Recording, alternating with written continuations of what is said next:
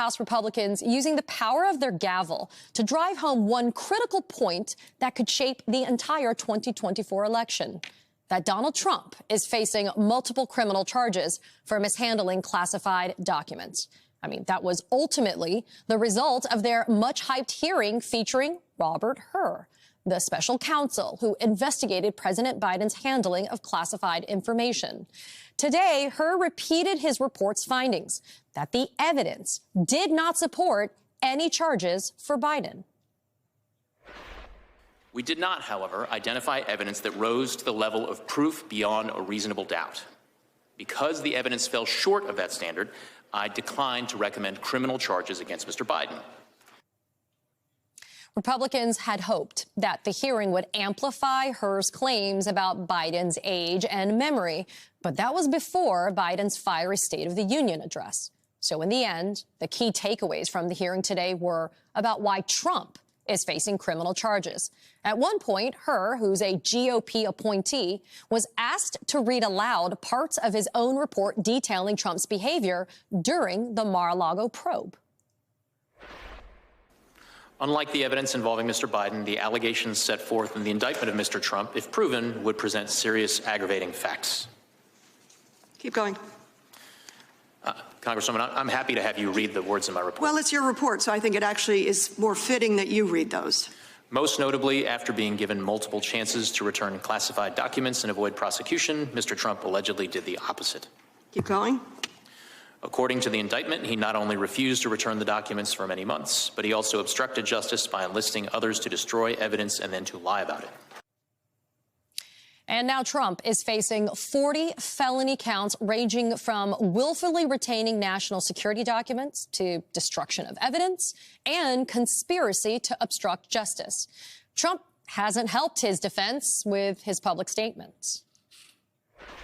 I'm allowed to have these documents. I'm allowed to take these documents, classified or not classified. I'm allowed to do what I want to do. I'm allowed to have documents. And frankly, when I have them, they become unclassified.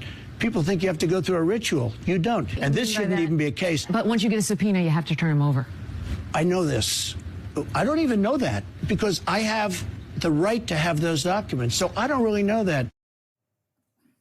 And there's also new compelling evidence from a former Trump aide at Mar-a-Lago who says that he personally helped move boxes and that some classified documents may have ended up at Trump's home in Bedminster.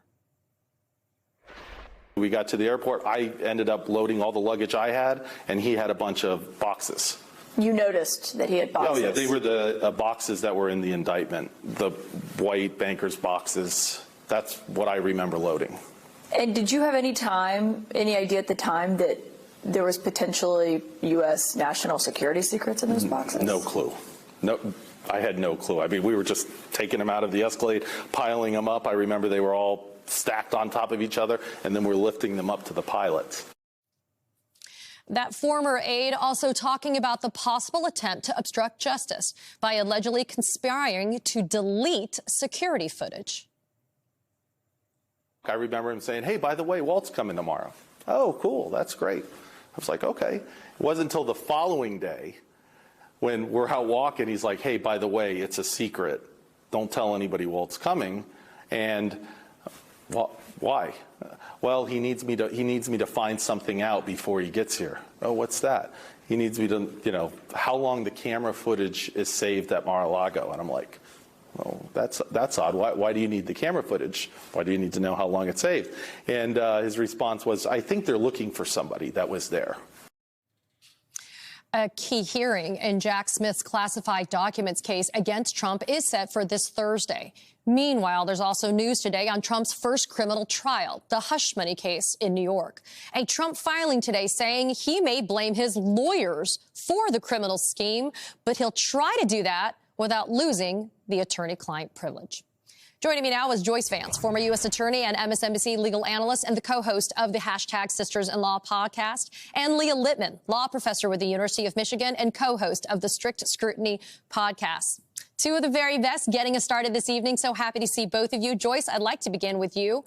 For today in the Hur hearing, no new evidence was heard. No Perry Mason moments happened. Did anything occur in this hearing to change the fact that there's been only one president, former President Trump, that is facing criminal charges for mishandling classified documents? You know, Katie, this hearing underlined the distinction between Donald Trump and Joe Biden for anyone who's listening.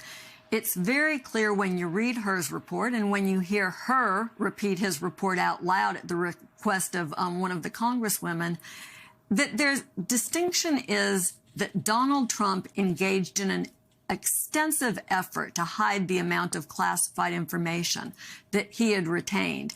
And those efforts by Trump really served to show his state of mind in this regard.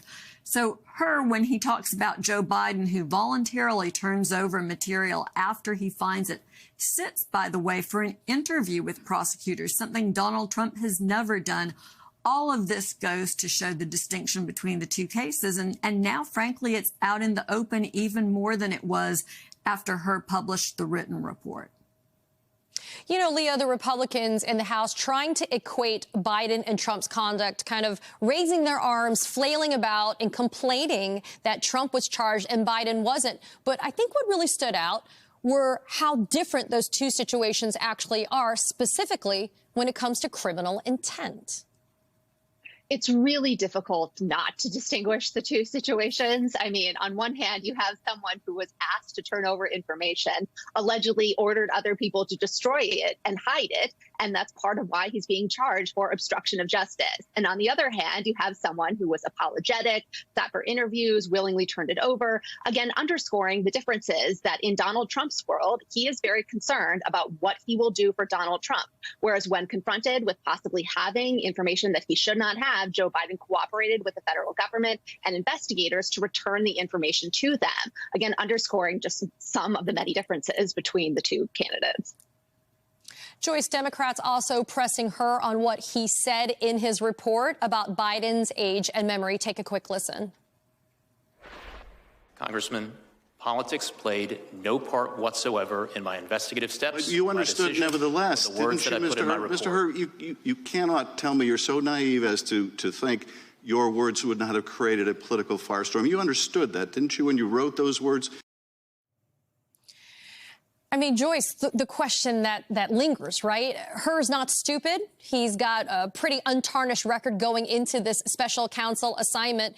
He kind of danced on the head of the pin when it came to the inclusion in his report about things dealing with Biden's memory and his age. But were those comments that he made in the report that he doubled down on today during the hearing consistent with DOJ special counsel rules?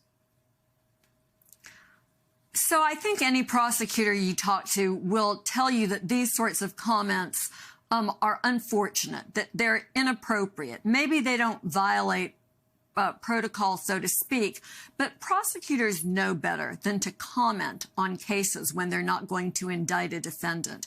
Here, the situation is a little bit different. Hur is a special counsel. He knows that this report is going to be released publicly because Merrick Garland has repeatedly said that he will make it public. So everything that he puts into the report, he knows it's going to be fair game. And Katie, I think this got emphasized this morning when Hur was being questioned by Congressman Matt Gaetz. And Gaetz acknowledged, I think that the right thing, the right decision here was not to indict Joe Biden. And the right decision would have been to not indict Donald Trump, was what Gaetz said in this regard.